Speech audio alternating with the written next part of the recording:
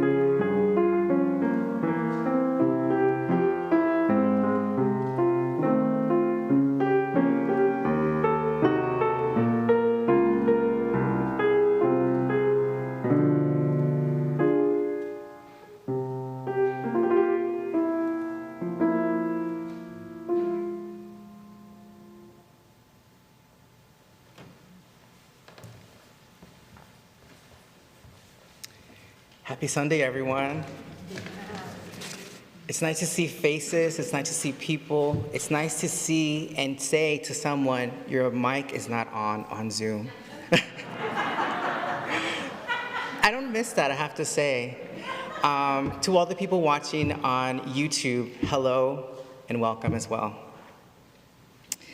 Good morning, my name is Luis Sierra Campos. My gender pronouns are him, his, and él. I am your Social Justice and Inclusion Coordinator. I am honored to lead this morning's Social Justice Sunday service. Thank you. This morning we light our chalice with an invocation by Reverend Erica Hewitt. The chalice, as a symbol of Unitarian Universalism, arose as a beacon of hope in an atmosphere of tyranny. The chalice arose as a sign of a promise that the marginalized would never be forgotten or ignored, because they are beloved, because they are precious, and because they are part of the holy. Join us in worship.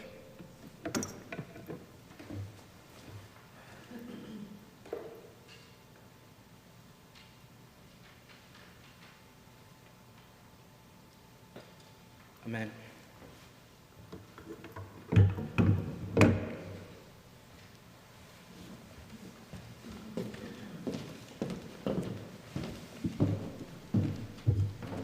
Our opening hymn is number 1018 in the Teal Hymnal.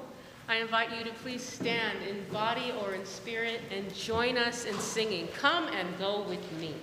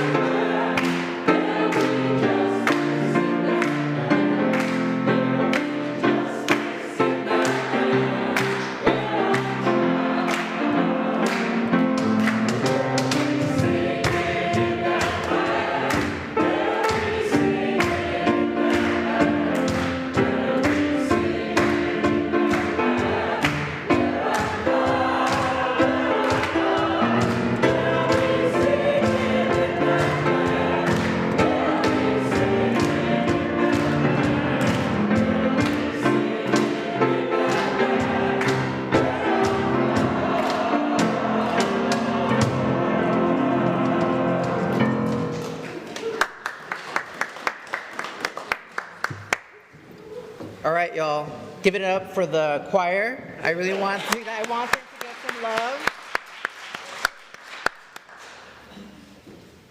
Every Sunday, our congregation supports a local nonprofit through our plate contributions.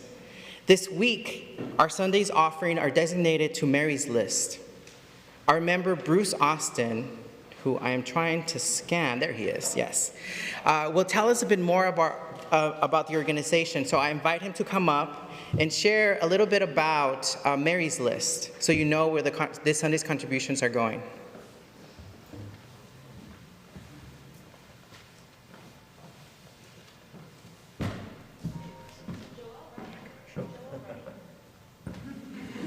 Perfect timing. Good morning, everybody. I'm Bruce Austin. My wife Linda and I, many of you know my wife more than you know me, have been members here for about 14, 15 years. I'm here to just share my personal experience with Mary's List. A woman named Mary, who actually lives here in Eagle Rock, not too far from us, started this organization a number of years ago. And currently the organization is focused on supporting the thousands of Afghan refugee families that are being settled in the United States. And what happened is, I might have been the New York Times or Washington Post, but there was a profile on her and her work, her organization's work, about a month or so ago. And I was inspired to send an email to her to say that I had a laptop to donate. And could she connect me to a local family that might need a laptop? And she wrote me back, and I got connected to this family that you see on the screen here. They currently reside in a little community called Lomita, which is part of Greater LA. It's way on the west side near Torrance and Palos Verdes, Carson, if you know where that part of town is. I wish they lived a little bit closer. In any event, they've been settled into an apartment complex in Lomita. So I drove over there a few Saturdays ago and donated the laptop, got them set up with the new account, and they were very appreciative. Like so many of the families that are part of this Afghan refugee community, they arrived in the United States under very perilous conditions, literally with nothing more in their possession than the clothes they were wearing. So in terms of material needs, they obviously need a lot of stuff. Being a family with 4 kids in a small apartment. And as it turns out, I thought the laptop was the least of the things they actually needed to take care of themselves. So sitting down with the father, and like so many of the Afghan refugee families, they qualified for coming to the United States because of his engagement with supporting a nonprofit, an international nonprofit, for the last 15 years in the city of Herat in Afghanistan, which is near the border with Iran. So their culture is a little bit more on the Persian side than it is the classic Afghan cultural side. In any event, we developed a list of their immediate needs. First on that list, they have a 2-year-old, the mom's holding the 2-year-old in the photo there. They needed a baby carriage. And I came home, and with a little sense of trepidation, I put a post on a local neighborhood Facebook group, letting people know that I was working to support this family, and did anybody have a baby stroller they could sell me cheap? And I now have 6 baby strollers on my back porch, so if you need one, I'm the guy to call. But to my astonishment and surprise, the outpouring of generosity from this neighborhood group far exceeded my expectations. I had upwards of 60 or 80 people offering to donate everything from cash to material goods. So Lynn and I loaded up our 2 cars, and we've done a couple of transfers now, everything from microwaves to a microwave oven to a crock pot and rice maker, clothing, bicycles, and the list goes on of things that we've been able to donate to them. And we're still working to fulfill those immediate material needs for this family. But in speaking with them, I also realized it wasn't just material things that they needed, but they need support in learning how to navigate how it is to live in America. One of the many gifts we were given were, for example, gift cards to Target. If you've never seen a gift card in your life and you've never been to Target, you don't know how that works. So we had to explain some pretty basic stuff to them, and we're trying to help them navigate through the healthcare system and other more complex things. So that's been our family's engagement with Mary's List and the work they're doing to support this family. The outpouring of generosity from our local neighborhood has been so overwhelming that we think we can help out 2 or 3 more families just with the things we've already been given. So I encourage you to be as generous as you can be in supporting Mary's List's effort here to help these unfortunate families.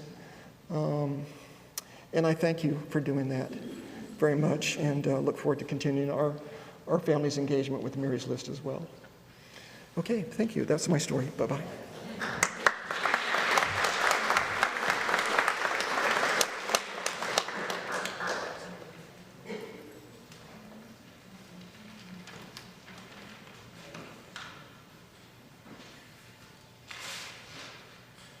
I wanted to say a couple words about the song I'm going to sing.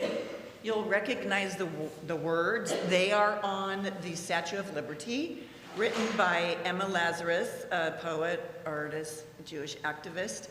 And she wrote it when the sonnet, the New Colossus. They're from the end of that. And she was about 33 in the 1880s. And then Lee Hoybe, a contemporary composer, wrote this in 1985. And he actually was going to use words written by Thornton Wilder, but he couldn't get the rights. So then he picked the words, "Give me your tired, your poor, your huddled masses yearning to be free." So this is Lady of the Harbor by Lee Hoybe, words by Emma Lazarus.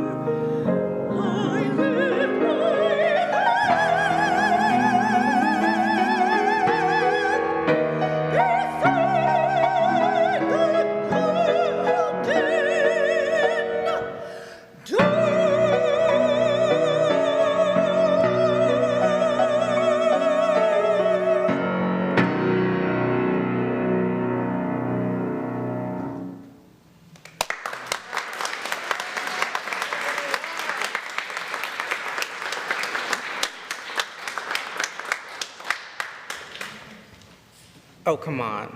That was amazing. Yeah. Yes. What treasures we have here at Neighborhood Church, I have to say.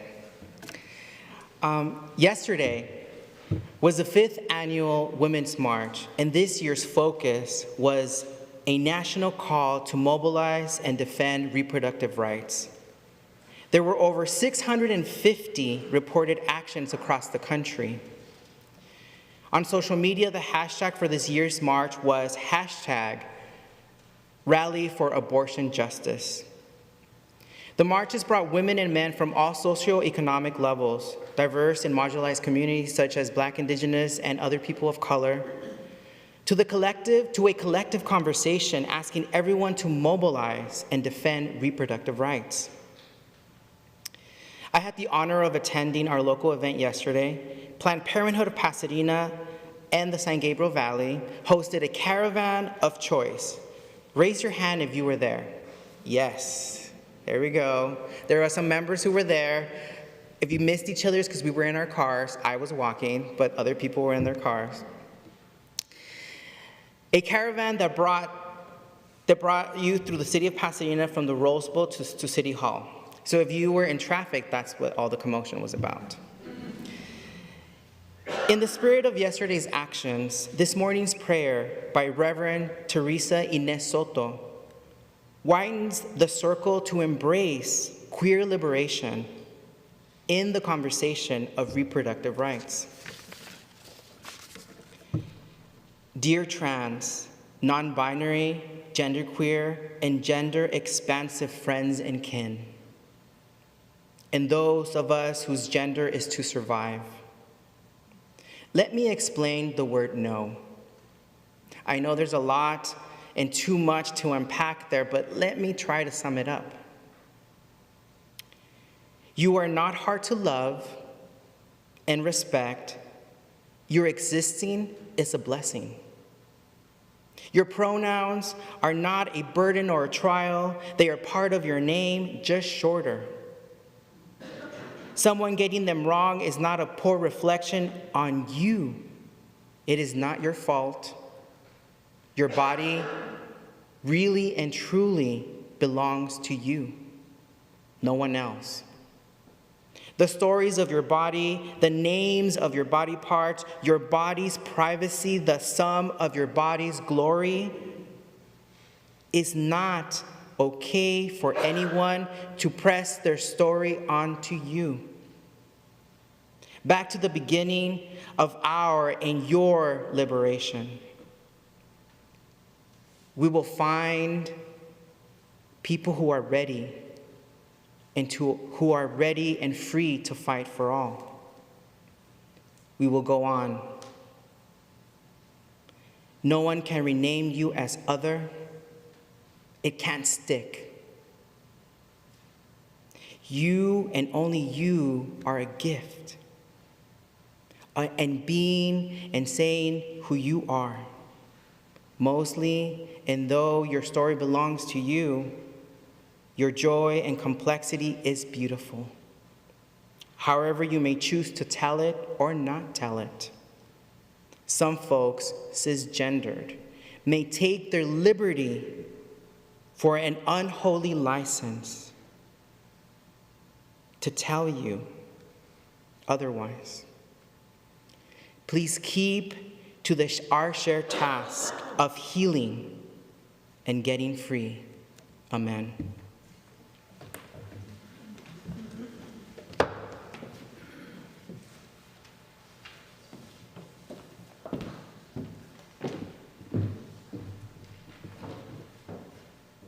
Nada te turbe is our meditative hymn.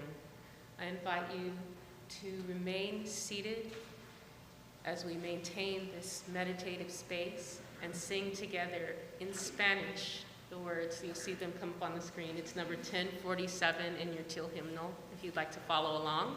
And we will sing it 3 times in the manner of a Teze prayer, where it's repetitive, intending to evoke kind of a spirit of meditation and flow.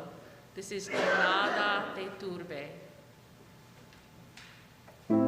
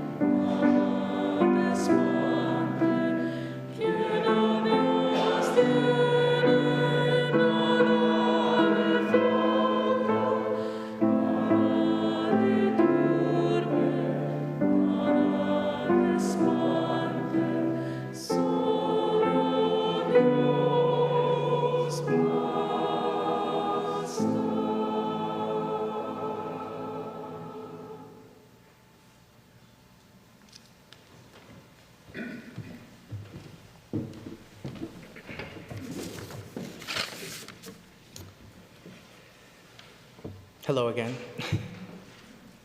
This morning's reading comes from the tales of Nazarin Hoja, the 13th century Sufi sage. A parable of Hoja and the foreigner. Once upon a time, a foreign scholar and his entourage were passing through the town of Anatolia. The scholar asked to speak to the town's most knowledgeable person. The townsfolk immediately called Nazarin Hoja to come and meet the foreigner.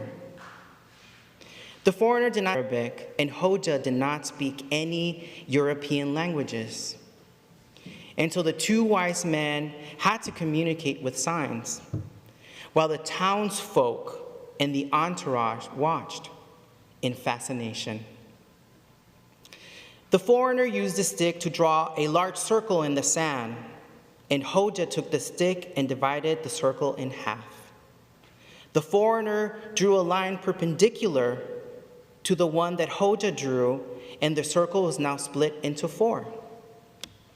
He moved the stick to indicate the first 3 of the quarters, then renaming the 4th.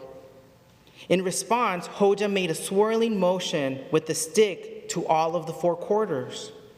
The foreigner made a bull shape with his hands held together, palms up, and then wiggled his fingers. Then Hoja responded with cupping his hands, palms face down, and then began to wiggle his fingers.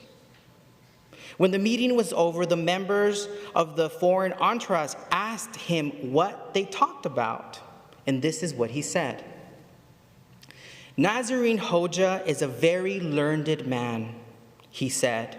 He told me that the earth was round, and I told him that the earth was round, and he told me there was an equator slicing it in half. I told him 3 parts of the earth was water and 1 part was land. He said that there were undercurrents of wind. I told him the water warmed up, vaporized, and moved towards the sky. He replied that the water cooled down and came down as rain. The people of the town were also curious about how the conversation went. They gathered around Hoja, and this is what he said. This stranger has very good taste. Hoja explained, he said that he wishes there was a large tray of baklava. I said that he could only have half of it. He said that the best syrup is made with 3 parts of sugar and 1 part of honey. I said that he could. I agreed and said that they all had to be mixed together, and he suggested that we should cook it on a blazing fire. I added that we should pour crushed nuts from the top. Yeah. As we engage in this meditative and contemplative service on listening, sometimes what we hear and what is understood kind of is not the same story. I will let you think about that. Thank you.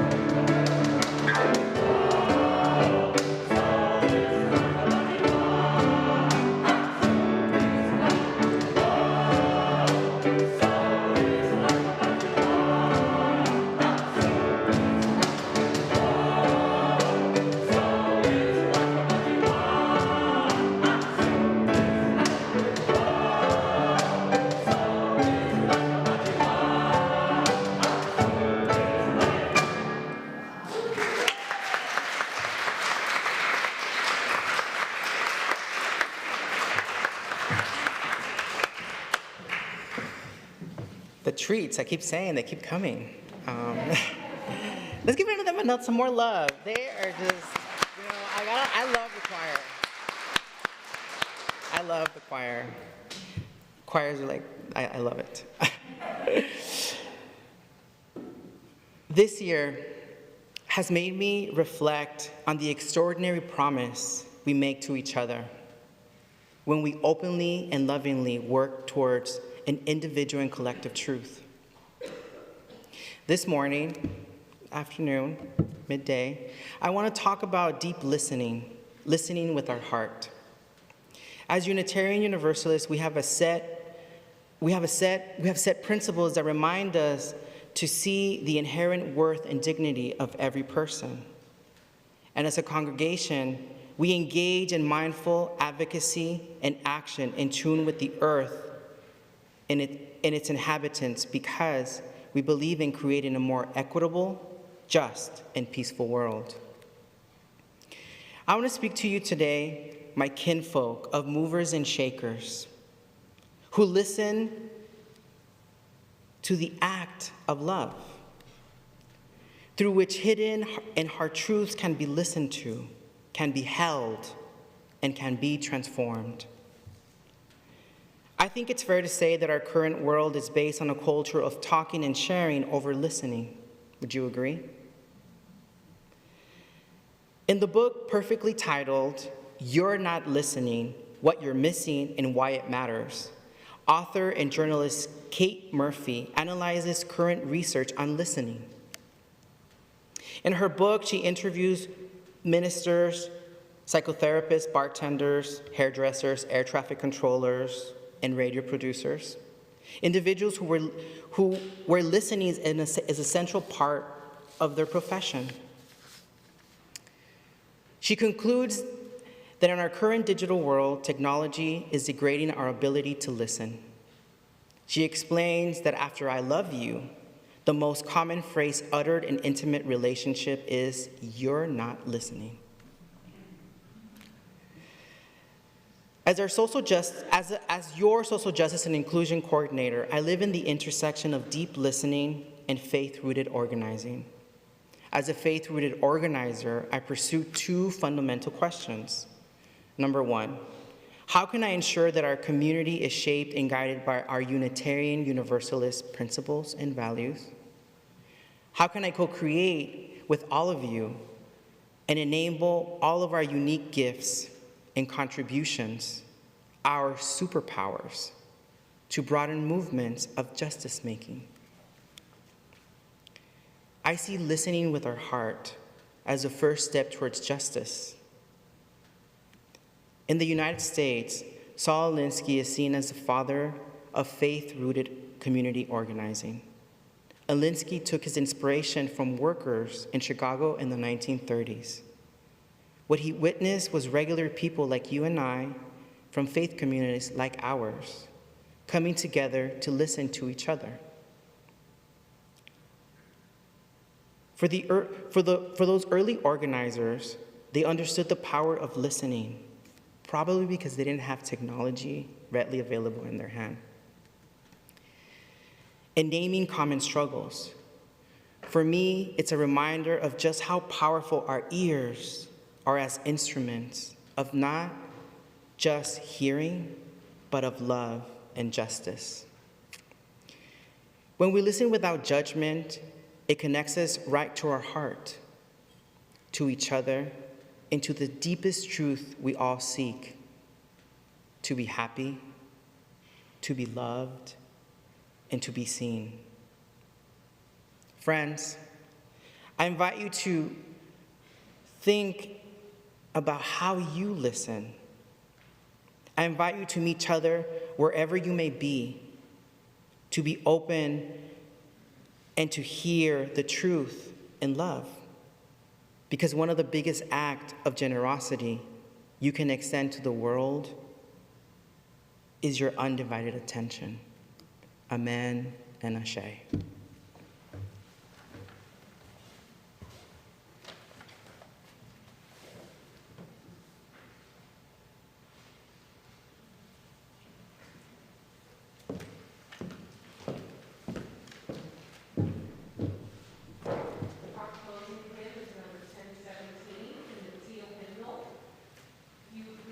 in there, or turn your attention to the screens. And I invite you to rise in body or in spirit as we sing together this closing hymn, Building a New Way.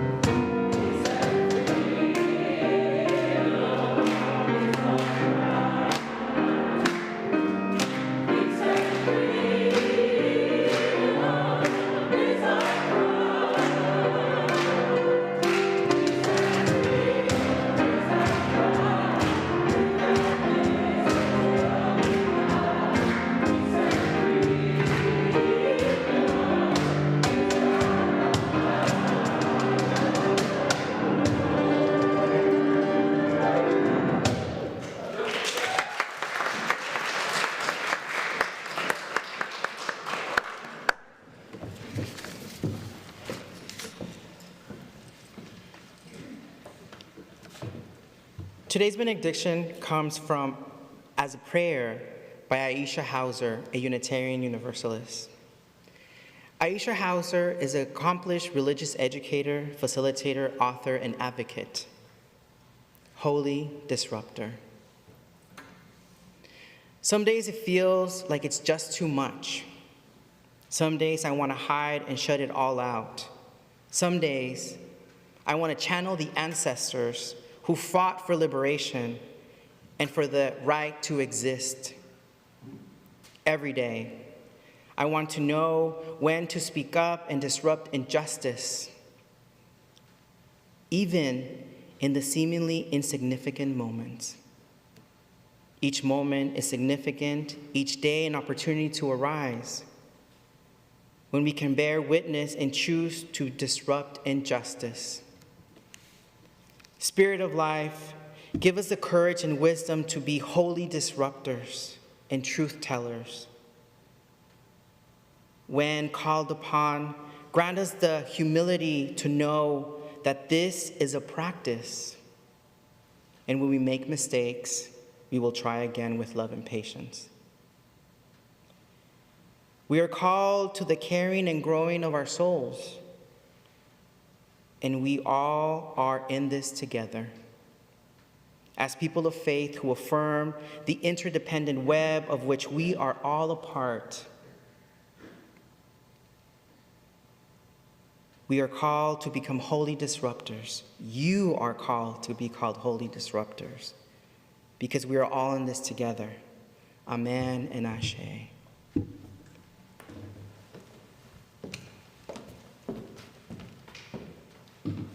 There's a change in today's postlude.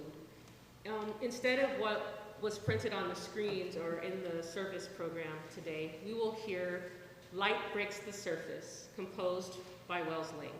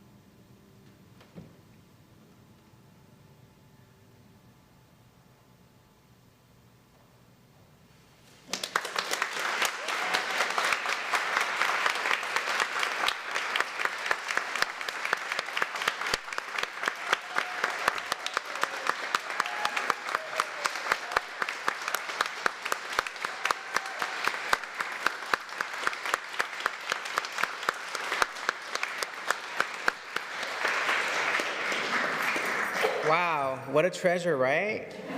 Yes, again. Yes.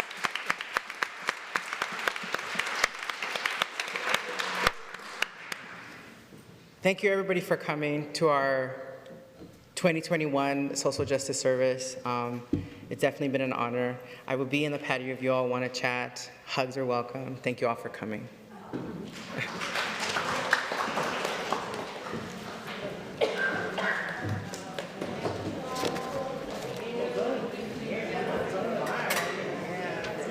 Very good. Very good. No. I've been told once.